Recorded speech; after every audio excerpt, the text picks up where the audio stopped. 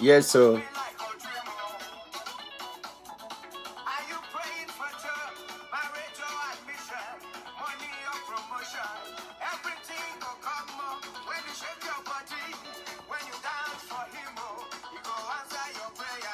that is Wuleji.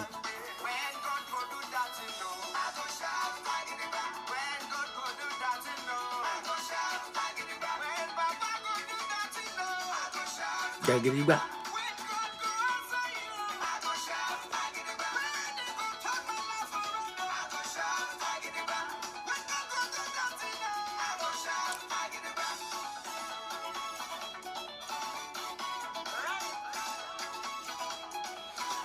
Oh yes, so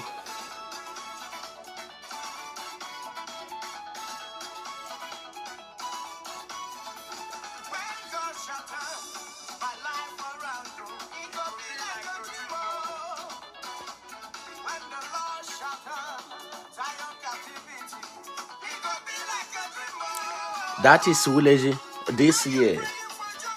Okwanafwa.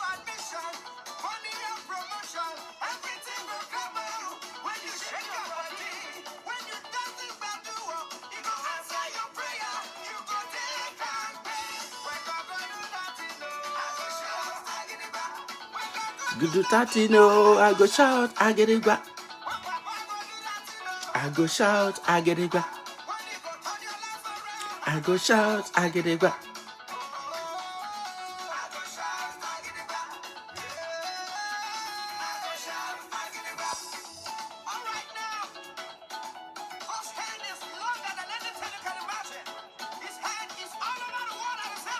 live.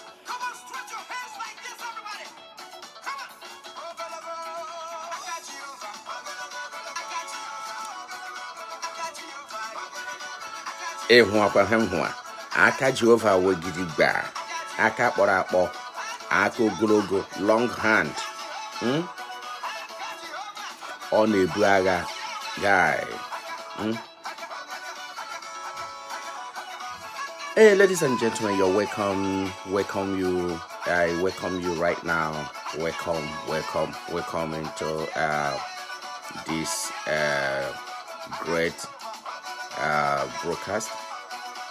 Thank you for waiting. Thank you for being with me. Thank you for being there for me. And I said, may God bless you. I thank you so much, my people. As usual, you know, his name is Chief Ezoku Wuntonkembo. I have come again today to reason and discuss with my people, and to let my people know one or two things. For us to discuss one or two things, you know, that can enable us to move forward, can give us the impression to continue adjusting our ways. One or two things, you know, after listening, you can think about it and try to readjust one or two things, and life goes on. So I welcome you into this great day, into this great moment. I welcome you all. Thank you for subscribing for me at my YouTube. Thank you for listening, liking, and following me. Wow, you guys are formidable. You guys are too much, too big, too much. Yeah, then I say God bless you all, guys. May Chineke surprise all of you with big blessings. Without wasting your time today, because I decided to come online, to come on live, to speak just one or two things as usual, and go my way before I leave this morning. Yes, I welcome you all once again. Good morning from here, good afternoon from there, and good evening also. You're highly welcome. No matter your time zone, I welcome you. You're highly welcome. As you know, so many of you who has been following me for a long time, I always speak in my mother tongue. I always speak in Igbo, because the reason why is I want to speak specifically with my people, so we can be able to digest it, think about it, and then, you know, promote our language. That is very important. Many people don't know that Igbo is in existence. They thought that the only language in the world is English, this one I'm speaking, or French, or German, or Spanish. And some people don't know that Igbo language can be made international language. People will be coming into our country, into our villages to learn it. That's why some of us who are living in abroad with our families, some of them don't even think that their children can be able to speak that language because of, I don't know what their reason may be. So that is the reason why I decided always speaking that powerful language, you know, to make sure our people know the importance of our dialect. So without being told, without wasting much of your time, I am going to jump into that my language immediately. So I am very, very sorry. I am very, very sorry if you will not hear or cannot understand exactly when I'm going to start off. I urge you to learn this language. It's very, very important. Igbo language. Igbo language is very, very important. Very, very important. Which if you know it, you'll be proud of yourself as an Igbo man. Oshopre is nothing. Anywhere you see yourself, you can be able to speak and adjust and continue moving on. Please, I urge you to share this program. Please. Share. Okay? Share it. Share. Tag anybody you like. Share. Bring people. Bring whosoever it may be. Let's join hands together and move forward and do things. Okay? And say things and listen one or two things. Please invite as many as you can. Share as much as you can. And more especially, don't forget to subscribe. So thank you so much once again. Okay, let's go. 1, 2, 3, go. Ndị Igbo, ndewo na nna. Ya dịrị unu mma ndị mụrụ nze m ọzọ, ndị mụrụ ndị nze m ọzọ, ndị mụrụ eze mụkwa ọzọ, ndị mụrụ ndị ọgaranya mụkwa ndị ogbenye, ndị mụrụ ma ndị ara ma ndị iberibe, ndị mụrụ ma ndị ohi ma ndị ọgba ama ma ndị nshi, ma ndị ṅụrụ n'uhe, ndị Igbo ndewo nuo. Ndị mụrụ ma ndị agha ma ndị gụrụ ndị gụrụ Cambridge, ma ndị prọfesọ, ma ndị injinias, ma ndị dọkịta bekee maka Igbo, ma ndị ka mụrụ ndị pastọ. Ya sịrị ya dịrị unu mma o. Arịala m ntị m ọzọ n'ụbọchị taa ụmụ Igbo si m ekele unu. Unu amarana na ndị Igbo sa ahụ ama anaghị akpụgharị ya ere ọkụ. Ọhụ kpakara ji na nnọkara ma barakwa menu na ada ntị. Ka unu gara ichefu ka anyị kwuru ekwu. Ma ọ ka anyị nụrụ anụ. Ya wụrụ na m nọdụkwa mara ịbara menu na ada ntị adịghị ama ọhụ nna mụrụ kwuru. A sị na dila nwaanyị bụ izu otu ibe ji afọ anya nri. Ya wụkwara ma ilele anya enwe otu ochi mee. Ya wụrụ na ịghọtabere ha anyị kwuru. Ana m asị gị kpụọ ntị gị n'ala. Ọwụ mụ awụchi eziokwu ndụ nke mbụ na mba niile. Ebe ọbụla ị gara akpa aha m ụwa niile ma ekwukwere ekwu. Ebe ọbụla ị chọrọ visa onye ọkụ kpọọ chifu eziokwu ndụ ndị bekee nye gị enwe ihe na-emene. Gịsa gị chọwa enye oke chọwa akwụkwọ egbukwela oge gịsa gị menwe egbu oge enye ọkụ kpọọ aha m ga ahụ nye gị ọmụ onye ahụ. Newspaper ọbụla i were imepe ya ga ahụ chifu ọwụ mụ ada onye agịla ya kwuo ụjọ ọwụ. Ya wụ kpọmkwem abụ nwafọ Mbaise. Nwafọ Mbaise amụsiri ike. Abụ onye Mbaise nna ya. Nwafọ Mbaise. Nne na nna awụcha ndị Mbaise. Ndị mụchara mwụcha ndị mba Mbaise.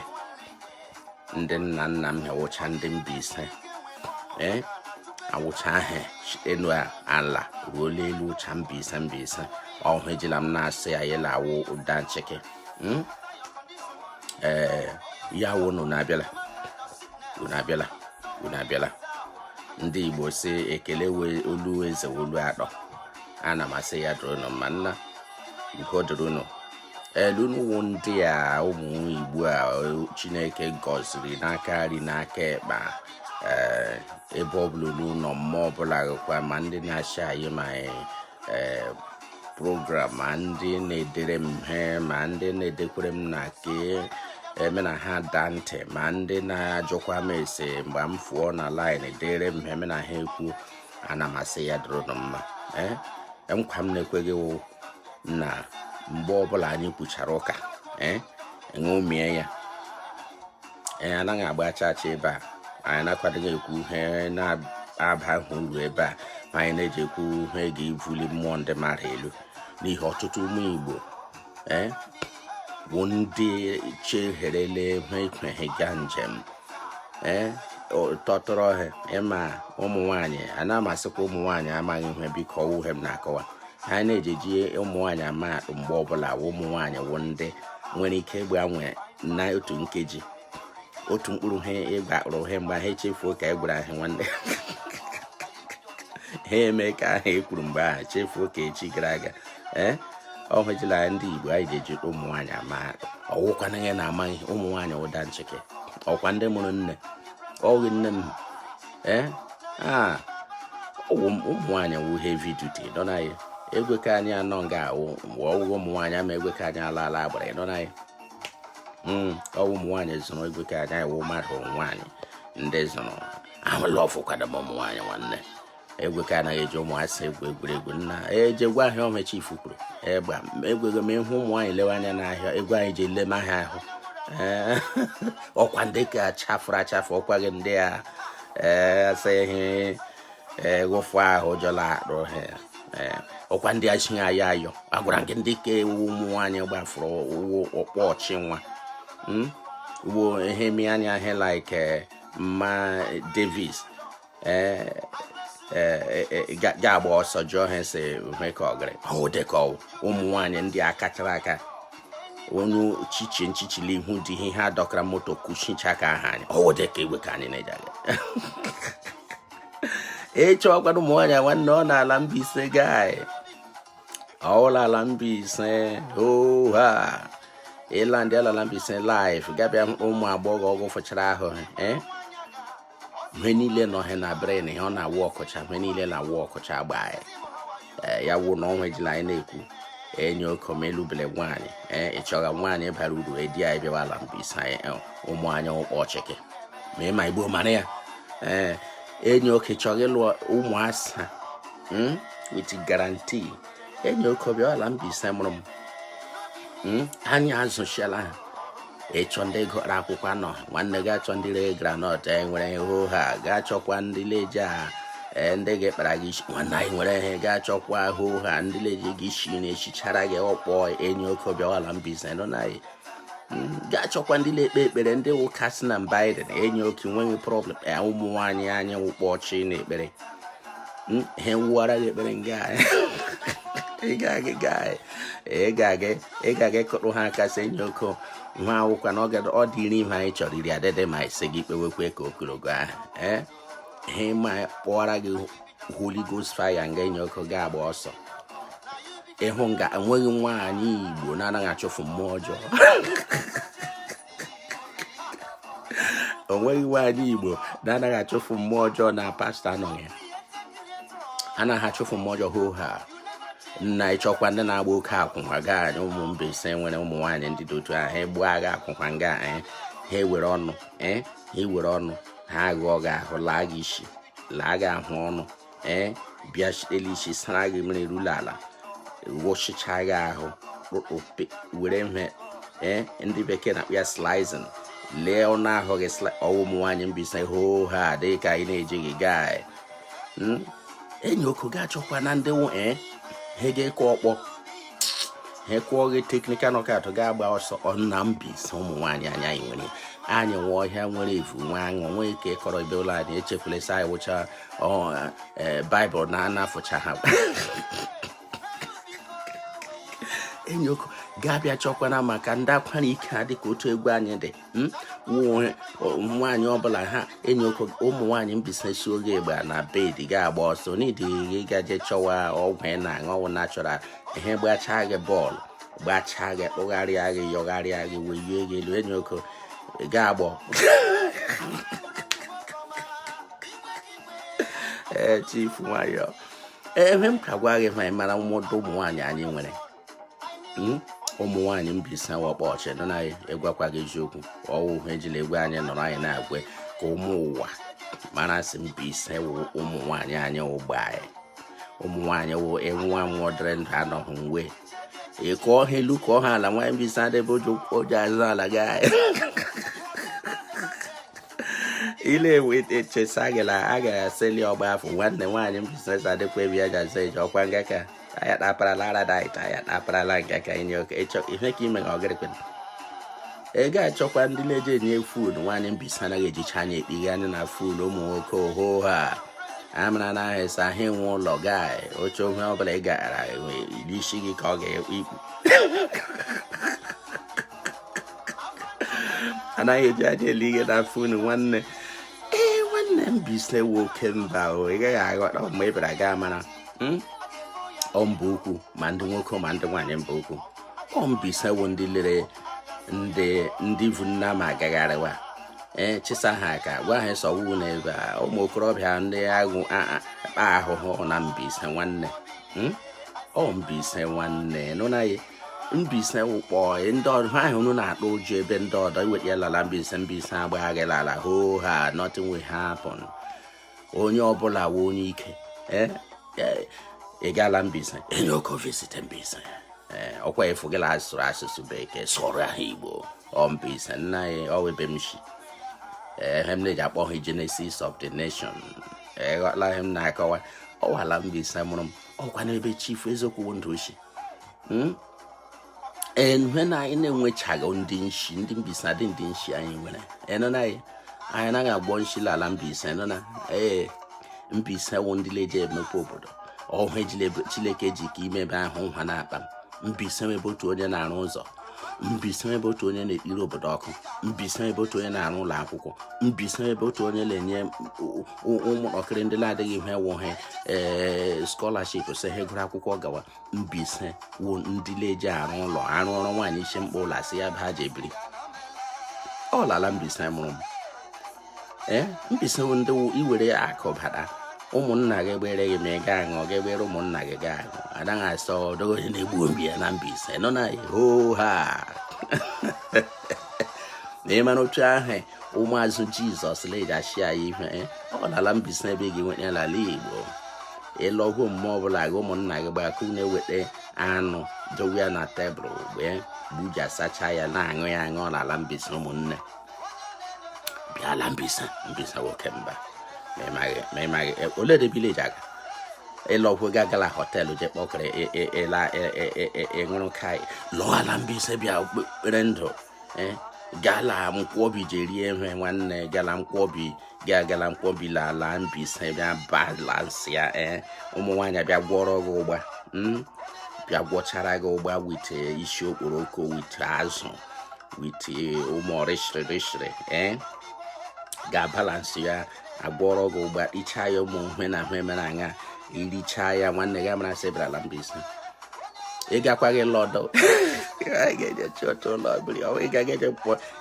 ịkpọchi ikpe onwe gị mkpọrọ n'ala bekee ịlọhụkwa ala ụmụnna gị ga-eje kpokwa onwe gị mkpọrọ na họtelụ na Abuja ị na-amụ enye ọkọlọ ala mbise anyị enwee n'ụlọ akụ gbara ọkpụrụkpụ n'ala mbise taa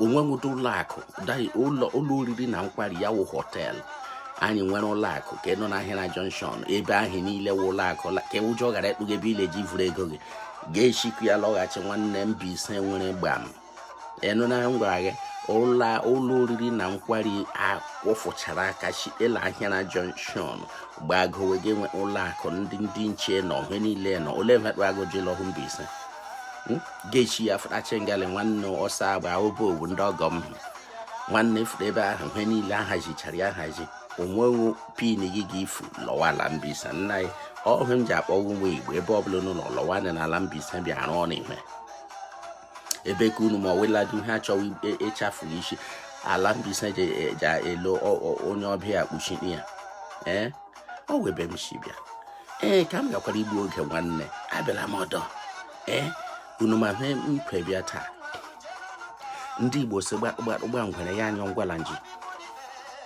o nwere otu ihe gbara ọkpụrụkpụ nkwe bịawa taa otu ha ahụ gbara ọkpụrụkpụ nkwe bịa taa wụ ihe gbasara ọdụ oke mkpa ihe gbasara mmadụ inwe ntụkwasị obi n'ebe mmadụ nọ ntụkwasị obi ọdụ oke mkpa dịka ị na-eleba ana m arịọ gị sị gị shia ya ha nwanne shia yara ụwa niile shia yara ya ebe ọ bụla ikwuli ibe ka ha gere okwu Chief Eziokwu Ndụ nwokorobịa na-asụ Igbo sọkpa ebe ọ mara mma nwokorobịa ya sụgide Igbo gaga n'oyibo n'ime ya ọhụ eji zụ anyị nụ na ma ị gaghị merefu ka nwanne gị amụwa ọhụ ego anyị gara jee mụọ n'ala Igbo anyị amụtakwala ya nna anyị na ndị ichie kpara ya wụgere ntụkwasị obi ihe anyị na-ekwu okwu ya taa na ọzọ ire anyị ada oke mkpa. Ana m eji ohere a na-arịọ ụmụ Igbo arịrịọ ana m arịọ ụmụ Igbo arịrịọ ebe ọ bụla n'ụlọ ma ndị nọ na Naịjirịa ma ndị nọ n'Afrịka gburugburu ma ndị nọ n'ala bekee ma ndị nọ n'ebe ọbụla ị nọ ana m arịọ unu arịrịọ hụ anyị nọ 2021 akwụkwọ nsọ m sị na ndụ na ọnwụ nọ ire n'aka. Mgbe ọbụla ị bịara na soshal midia ị chọrọ ikwu ụka arịrịọ m na-arịọ gị wụ mana oke nga ndụ ji ụka mana nga ndụ ji ụka mana ụdọ ka ị nwere ike ikwuru n'ụwa niile mana ụdọ ozi ị ga na-agbasara ụmụ ụwa agbasala iyi ụmụ ụwa egwu abịakwa na ga-abịa were aha mmadụ otu onye ahụ mgbe ọbụla ịkpọga otu onye ahụ ebe nwanne gị olee ebe ikelere ya enwere ndị lemecha na ile nne mmadụ na nna mmadụ bịa wefụta akpọwa aha ahụ akparịwa aha ụmụnne anyị ọwụghị ya nkwufu ụka aha awụghị ya ahụ anyị kwele ụwa n'ihi ndị Igbo si ebe kpụwa otu onye aka otu mkpechiri aka ndị ọzọ bịara gị n'azụ n'ahụ ya wụ na mgbe ị na-ekwu okwu gị lelee nwanne gị ma nwanne gị bịa na soshal midia ọ dịghị ọzọ na-aya ụga yagha nwanne gị yachaa ya ntụkwasị obi ole ebe ọ nọ.